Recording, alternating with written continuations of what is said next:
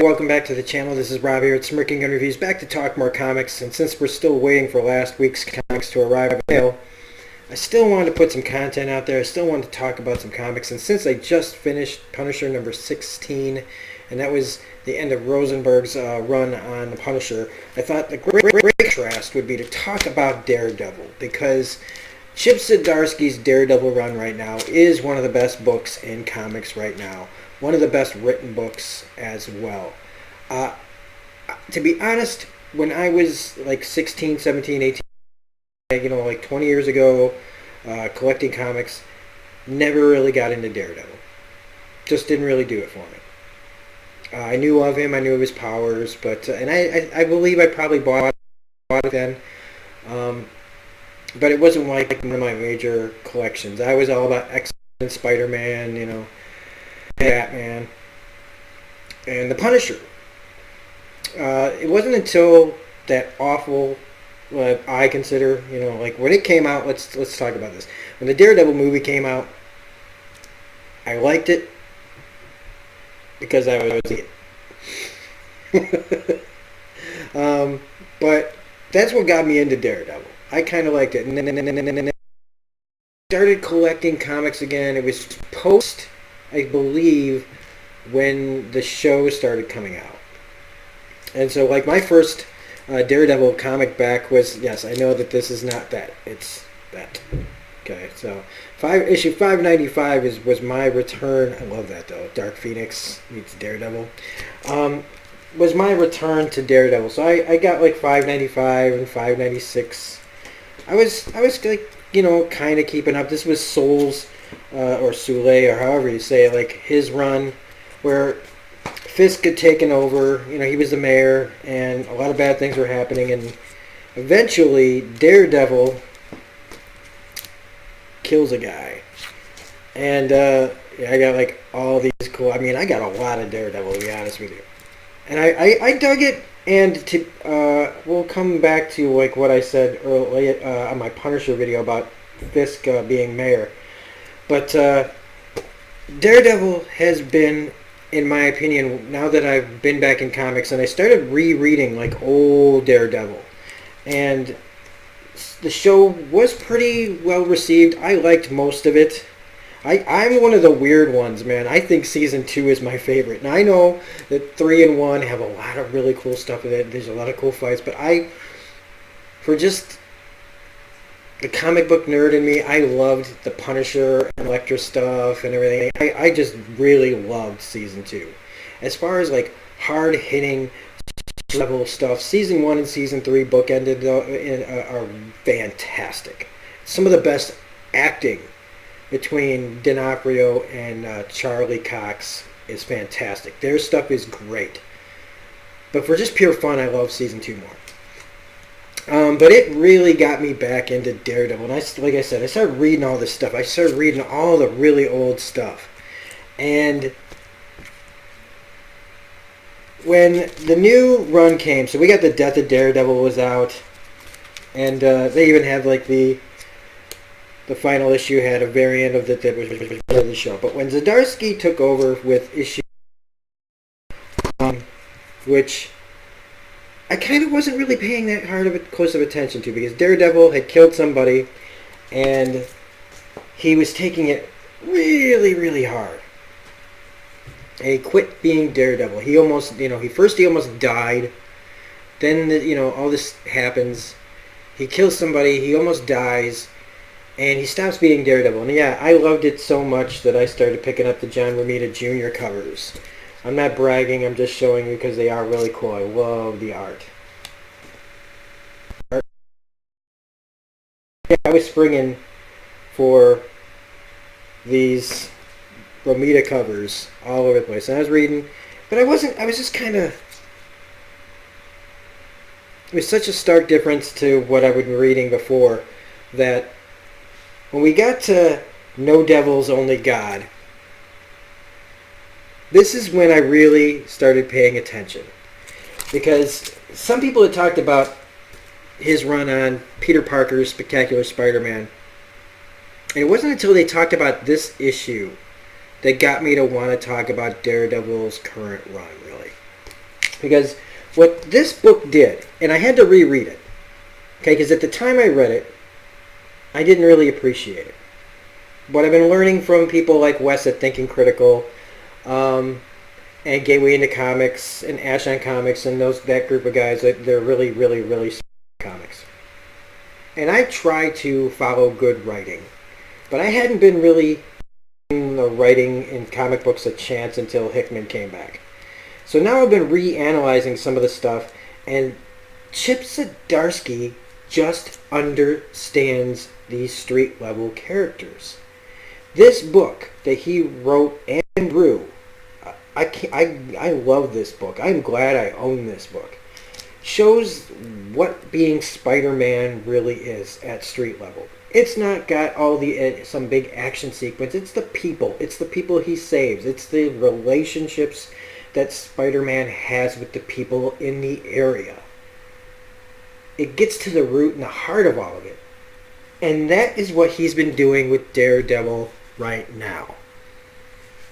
And so we're going to be talking about Daredevil 8 through 12 because I want to be able to start at 13 on its own, starting to do, single issue reviews. But for right now, we're going to cover this.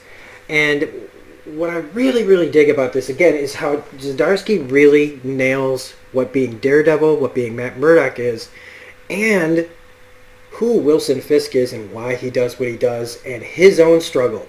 So in Punisher number 16 review that I just did, I said I was ready for Wilson Fisk's mayoral run to be over. Because of what I had been reading before, I kind of just was done with it. I had it with it. And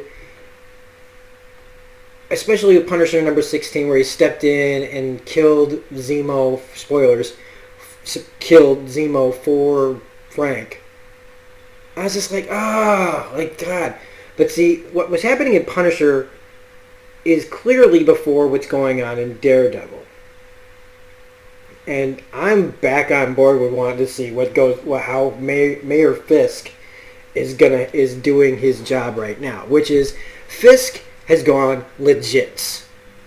Okay, he has divvied up his criminal empire and is trying to be a new man and work within the law to get what he wants, to get power, because he's realizing that true power comes from not like being a criminal, you can only go so far, but real power is being legit. Real evil comes from being legit. The real evil people are the ones that are doing everything above board, supposedly. Meanwhile, you've got Matt, who is recovering from almost dying, recovering from killing someone. More than a major crisis of faith, he has stopped being Daredevil. And people are doing his job, or what was his job as Daredevil, for him. You've got this cop in here that, and I forget his name, so I got to look it up really quickly. So, he's a big part of this whole thing. I think it's, dang it, I have it here because we're going to get to this. I'm so sorry. Dag nabbit. Detective Cole North. Okay, sorry. Detective Cole North, who's a transplant from Chicago in New York, and he wants to take down the superheroes, the vigilantes. And in the meantime, he's realizing we've had more technical difficulties, so I had to restart again and jump in here. So it's Detective Cole North. It wouldn't be a video of mine if it wasn't technical difficulties, I swear. So we're talking about Detective Cole North. He's comes from Chicago. He's here in New York trying to stop the superheroes, right? But at the same time, his absolute decision to follow the law completely upsets the balance in his own the police force, because a whole lot of these people are on the take, and he's messing things up for them, and they are going to extreme lengths to persuade him to not do his job. He beats up Daredevil. They beat him up. They threaten him. They put his partner in the hospital. Like they are doing all sorts of stuff. And this is from Owl, the Owl guy. So once Kingpin leaves, the Owl kind of like, he's one of the guys that got part of his criminal empire. He's now taking over and doing all sorts of shady stuff. So those are like the three major players going on in this story right now, is these three very different guys coming at things differently. Fisk trying to see what life is like on the up and up. Daredevil trying to figure out, can he just be Matt Murdock? Or does the pull to have these, when you have these powers, is it just inescapable? If you're somebody like Matt who wants to help people, can you not be Daredevil? And then you've got this cop who's like, can he be a cop here? And does his mission to stop superheroes really conflict? It's conflicting with his set of ideals. Like, these people, they're trying to do good. He's trying to stop them. They're trying to stop crime too. It's a lot of like interesting stuff, and Zdarsky handles this stuff masterfully. And so I started reading, and like in issue 8, we have this character. Her name is wow, man. Like, how often? Oh, Mindy. Okay, so Mindy, Matt's always had really poor luck and poor choices with women. Well, Mindy runs this bookstore, and Matt's kind of putting a hit. He's hitting on her. She invites him to dinner. They get this like little back and forth, right? But you find out that she's got a husband. Their whole family's upstairs. They live above the bookstore, and they invite him to dinner. Meanwhile, you've got Fisk meeting with the governor here. This is where I was like, oh snap, I need to rethink my whole opinion on like getting rid of Fisk as mayor, because this is just too juicy. So he's trying to live on the up and up, and he's trying to push legal marijuana through. He also knows that the governor is trying some backdoor dealings of his own to try to get land that the Kingpin owns. It's like, and so Kingpin is using his past to, outwit the mayor or the governor. And the governor's trying to outwit him, talking about how he's got snipers behind him, but Kingpin's guys are behind him. Meanwhile, Matt has this very, very awkward dinner with Mindy's family, who turn out to be a crime family that Daredevil would know and Kingpin would know, but he didn't know that this was the family. They are the Libris crime family. So he's here having dinner with these people. She brought him up there knowing that he was a former DA, that it would upset her husband, that it would upset her family, her whole crime family. She wanted to rub their noses in this stuff and maybe have her husband see, she was using Matt as a pawn in her game. And the personal relationships and the discussions and the way people talk, it's fantastic in this. Because he lays it all out for her. He lays their entire criminal organization out for them. Tells them what all they're up to, what they're into. He's not accusing them. He's not threatening them. He's just giving them, the head of the family right now, the information. And it gets really, really awkward. Because they get into the whole crime is good, we help people in Hell's Kitchen, when the rich people are taking over everything, it's us that help the little guy. Is the old woman that's here, she used to be the head of it, and now she did all these things that men only did back then, and they take advantage of it. And they have this great story about how she invented the swimming with the fishes, cement shoes kind of thing. That was really an urban legend until this lady did it. And the discussion, just this panel talking about, this is such an interesting way to talk about this. This might be my favorite part of the book, is talking about what it takes to actually do the sleeping with the fishes, cement shoes. He's like, most people don't know that they never really existed in real life.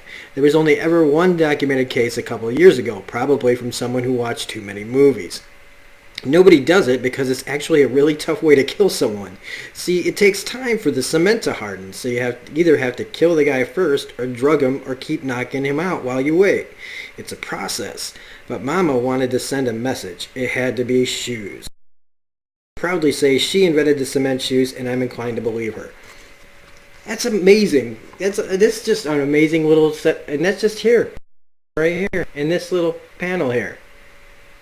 Just fantastic. And so he has this dinner, and he's going through with it, and everybody's getting a little upset, getting more and a little upset. In fact, they're getting ready to tell Matt, hey, just where to stick it, when he hears gunfire getting ready to happen and gets everybody down. And, you know, one guy takes it in the shoulder, but he basically just saves their whole family. And he can't tell anybody about it, and, you know, they're saying, hey, you know, they said that you warned them before the gunfire, and he's like, look, man, that's ridiculous. Like, come on. You know, that's just, who am I? I'm just nobody. Meanwhile, you got Cole that shows up wanting a few questions, talking about Daredevil, that somebody's going around doing his job. And in this, you see that somebody who ran away was taken out by the owl.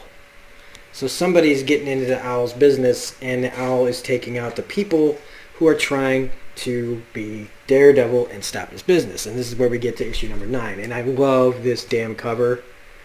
This is just such a sweet cover. All these covers are really cool. This was, this is issue 10. The covers are fantastic. So in this book, we get Matt Heaven playing chess in the park with Reed Richards. And we get this incredible discussion about it. Matt just straight up asks Reed, is there a God? And again, just all this conversation, like, yeah, there's a lot of, right? But in the end, it's so important. It's so, like, really, really good writing. Because this is how people talk to each other. And I can see this being, like, in a new Daredevil show. I'm just saying. Get Charlie Cox, okay, to come back. And honestly, don't reboot it. Just jump right into the middle of the action. And you have a season, right? And you have something happen. Maybe you have the thing where Matt, you know, like we assume Matt's been doing Daredevil for a while. And at the end of season 1, you have him kill somebody.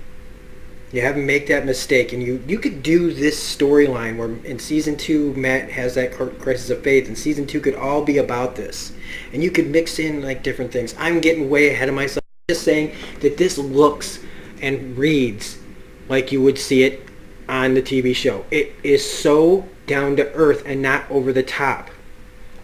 It's so street level and so grounded, and the writing is fantastic. And I love this discussion about God, where Reed says, "I won't definitely," like when he says like, "Is there a God?" And Reed has a lot to say about it. He says, "I won't definitely say yes because I haven't discovered one absolute being who created everything. But I won't say no either, because what I have experienced shows me that there is life beyond this one, and that truly anything is possible." So you're agnostic. I suppose, so yes, I prefer scientist. I strongly suspect that while there may be a God, I don't expect that one would lay out variations on textual rules for humankind and that one religion would be the correct one. I think they'd instill us with an innate sense of right and wrong, and we'd use that to work out our morals and ethics in the form of religion and laws. But again, I may be wrong. I know some find it hard to reconcile true suffering, lives created to experience nothing but pain and then death, with a being who controls all, who wills that into existence. And Matt says, but maybe if God exists, that's why he created you, the world's smartest man, to be his hand to save those people. What would life be without choices and actions, without giving us all something to overcome? We were built to question God. That's part of the journey. What I'm doing now, but I guess God isn't about logic. At least not any kind of logic we can understand. That's why it's faith. And Reed says, well, I suppose for you then the question is your faith in the interpreted word of God, or is it in what God has taught you, the moral center he's given you? And then he goes, queen to b5, checkmate. And that's just excellent, right?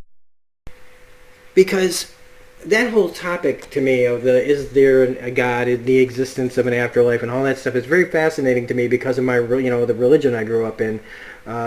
If you're a fan of my channel, go back and watch some of my videos where I discuss like some of my history with religion and how I was part of a cult for the first 19 years of my life.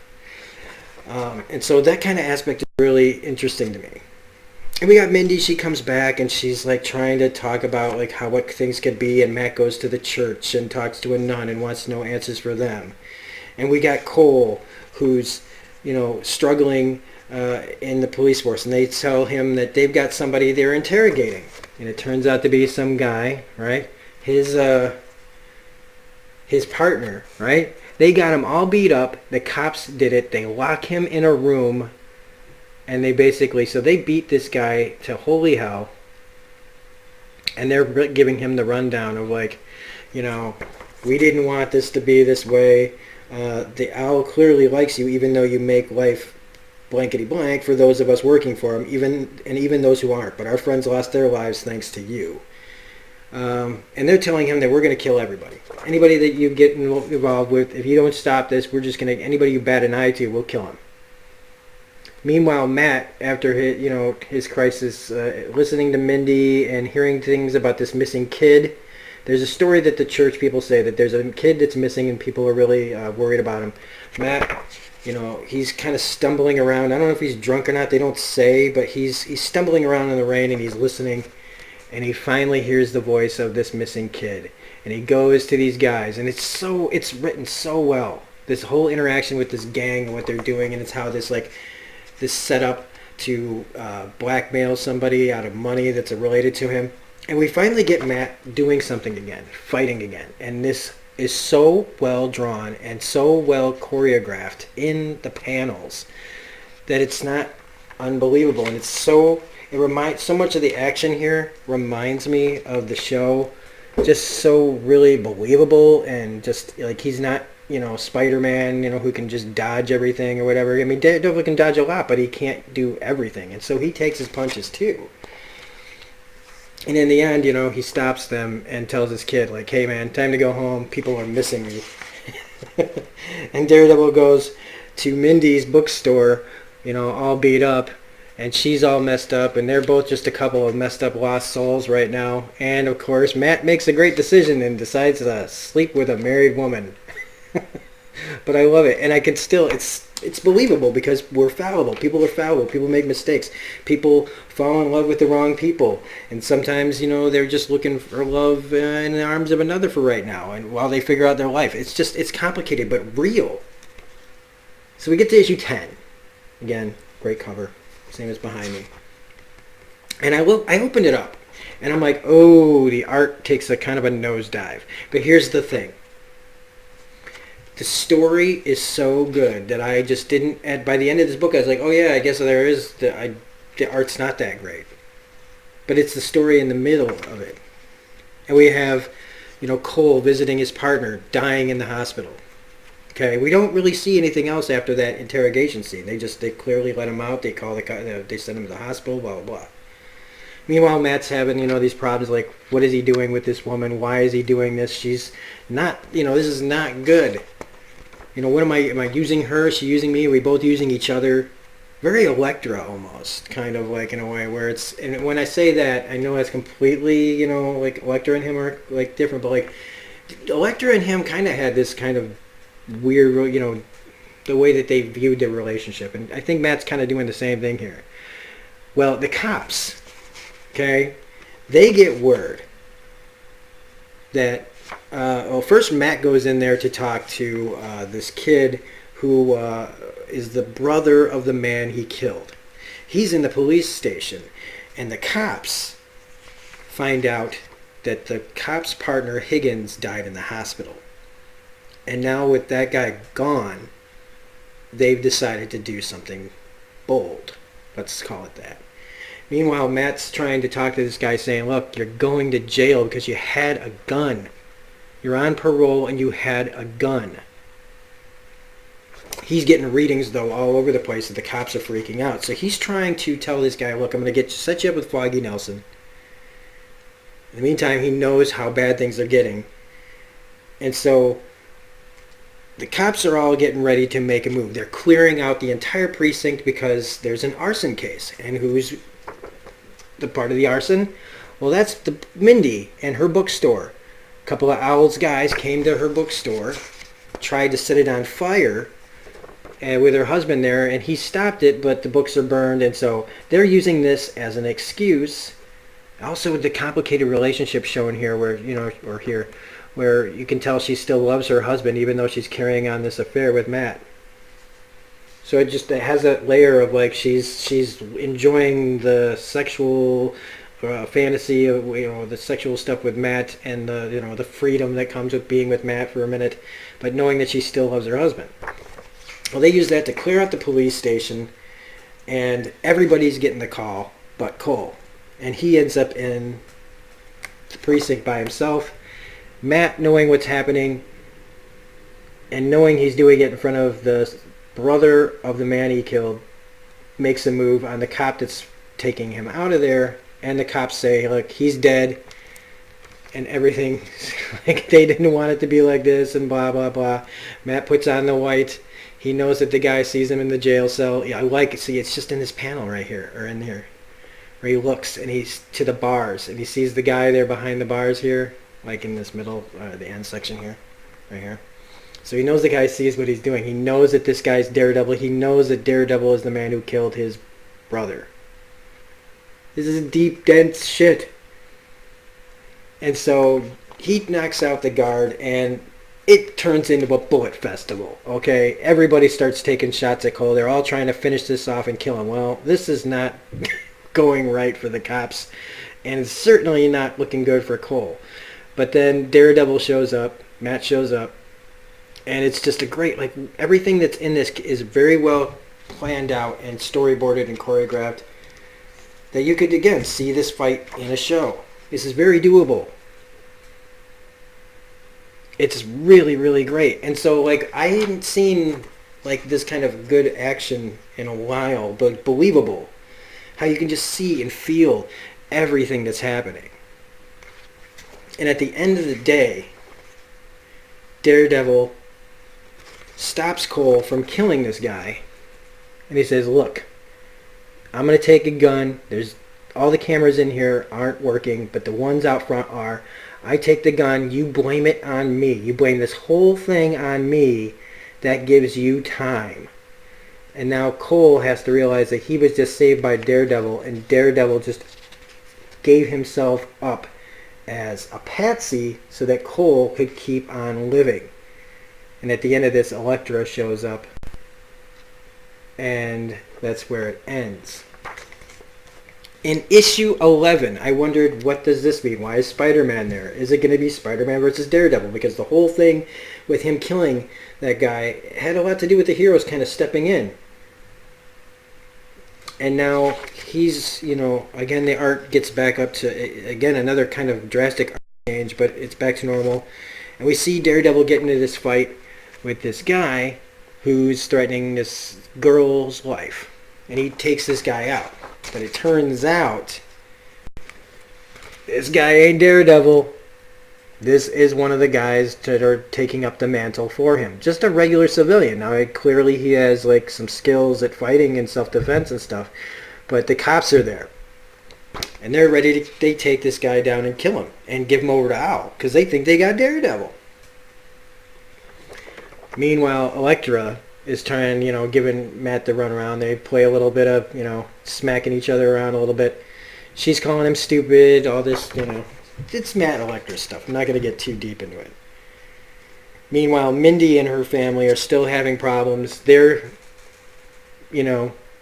keeping them safe, they say, by keeping them here. She's losing her mind. She wants to leave because he's not changed again. He wants to just go full out against these guys. And Cole, meanwhile, he's not, nothing's happened to him. He's with a new partner. They say the only way that he'll continue is with a partner. Okay? And they have this whole thing set up. It was set up in the last issue, I believe, where they were planning on setting Spider-Man up. They want to take Spider-Man in. That's where this all gets connected. So they fake a mugging. where he's been sighted. He's got this map of like Daredevil stuff, Spider-Man sightings, all this stuff like lit up. It's pretty smart on Cole's part getting this all down. So they set Spider-Man up to take him down. They try to they try to stop him. They try to hit him with a net. He sees that it's Cole and he grabs him, webs up their guns, and then takes Cole away for a little chat. Meanwhile, Matt is trying to help out some neighborhood people, and that's a little thing here. But then Owl, okay, Kingpin kidnaps Owl. He had kidnapped Owl, and he took him out to an airport. And he tells him, "Look, what you're doing and attacking this crime family, Mindy's family, it's not gonna stand, and I'm gonna kill you." And Owl's just like, he's like, "You're gonna go to this island. You're gonna relax. We're gonna like reset your guys so that when you come back, everything will be the way I want it."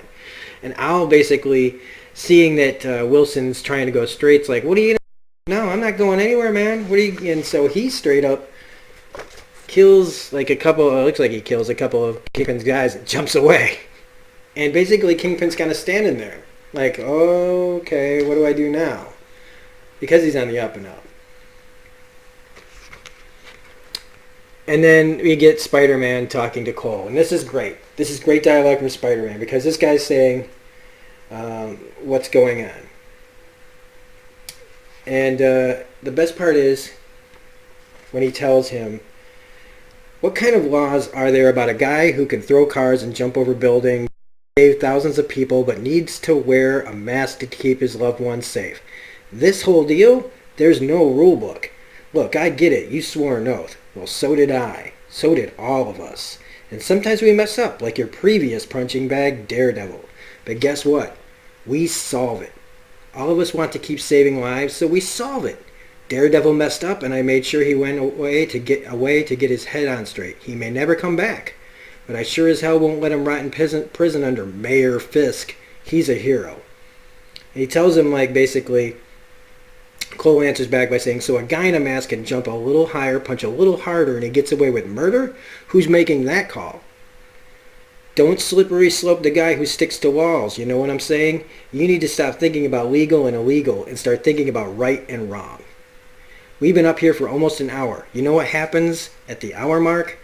My webbing dissolves. So you have a choice. You want to save lives or uphold the law?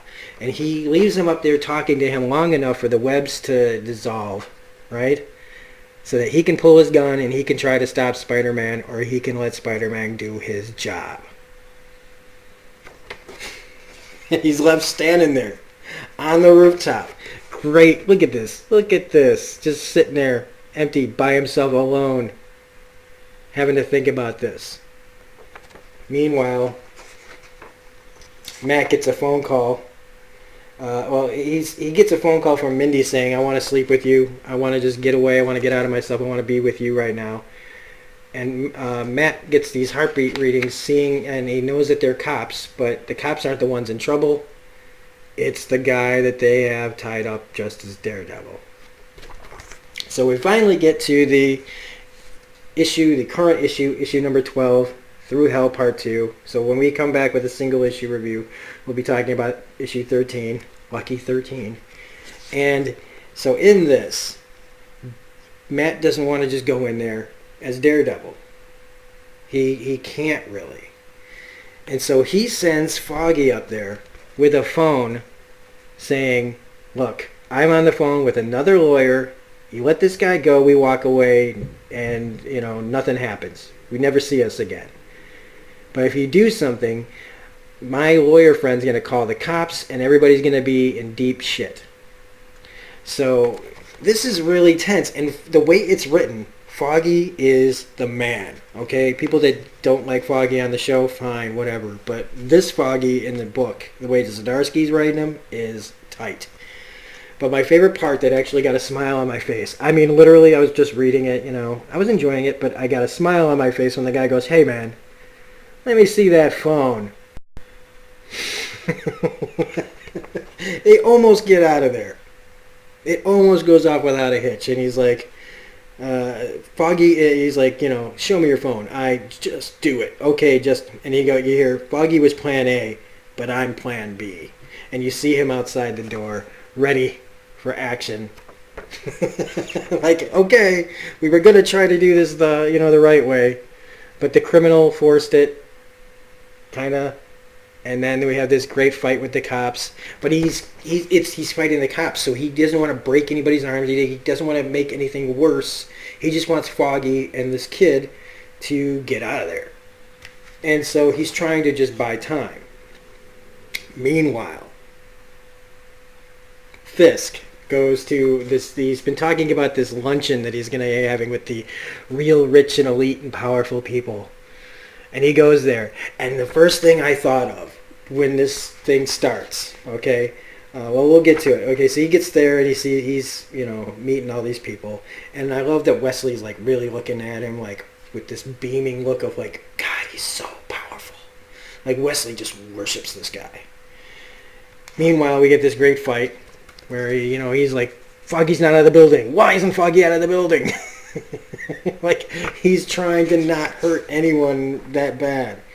And they don't fear me. They're like beating the crap out of him. They don't fear me. They don't. And we get that seeing, and you see right behind them. Right, here we go. In there, the red.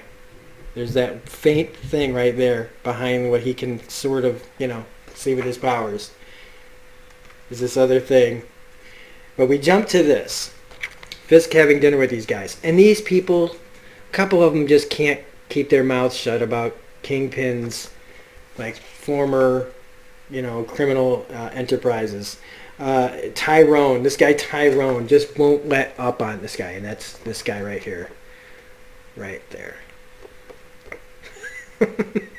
Sorry, everybody.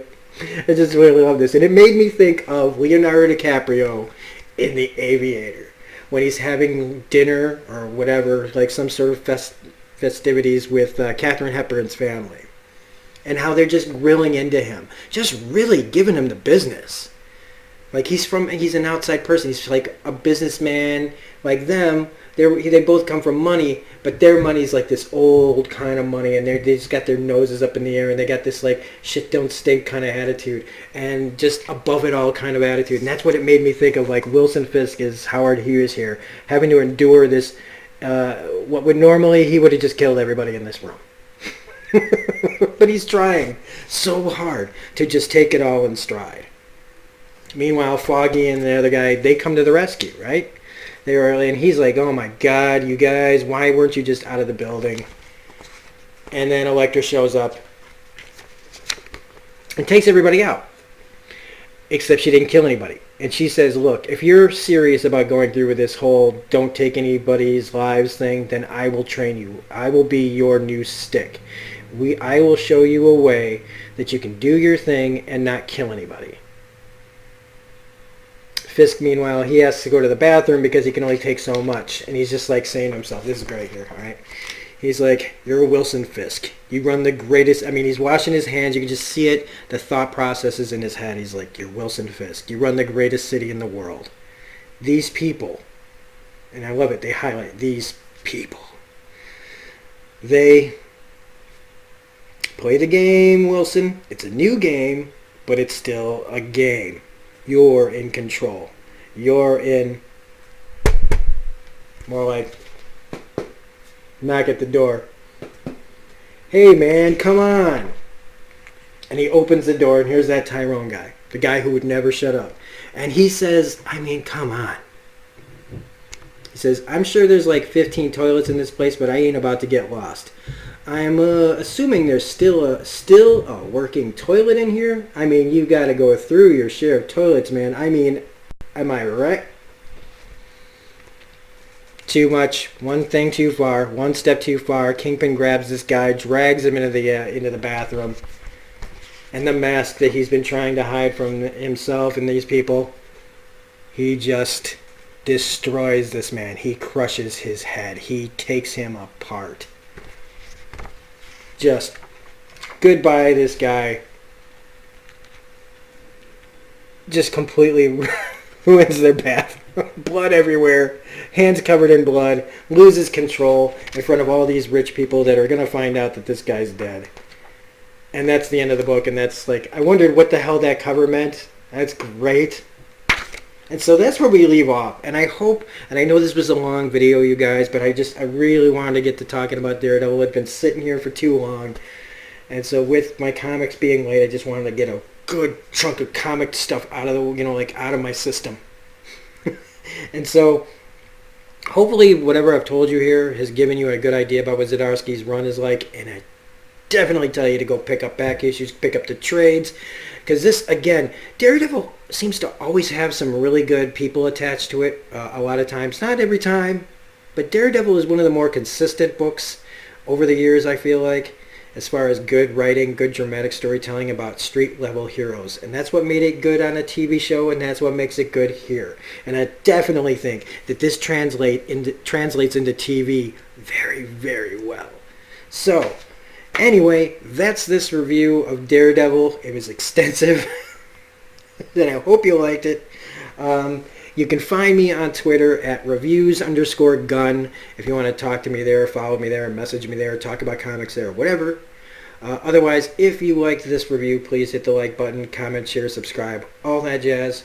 Hopefully the comics will arrive on time. Hopefully my old comics can get here so I can talk about Marauders, because I still don't know what happens in Marauders. I have stayed away from everything. So anyway, this is Rob at Smirking Gun Reviews saying keep reading comics, everybody. Enjoy them. Go to your brick and mortar stores or go to the online services, but still go to the brick and mortar when you can, because I still do, even though I get them online. Not digitally. I order them online just because I can get the variants much easier. So this is Rob saying have a great night, and we'll see you on the next video. Bye.